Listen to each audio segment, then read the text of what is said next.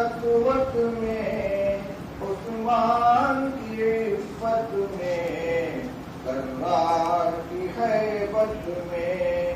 میں نے تمہیں دیکھا ہے، میں نے تمہیں دیکھا ہے، احمد کی روایت میں،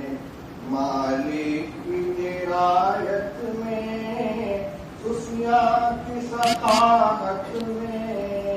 نعمان کی فقاہت میں، میں نے تمہیں دیکھا ہے، میں نے تمہیں دیکھا ہے،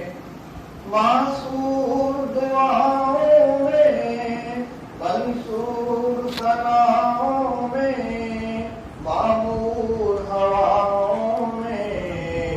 مذکور سزاؤں میں نے تمہیں دیکھا ہے، میں نے تمہیں دیکھا ہے،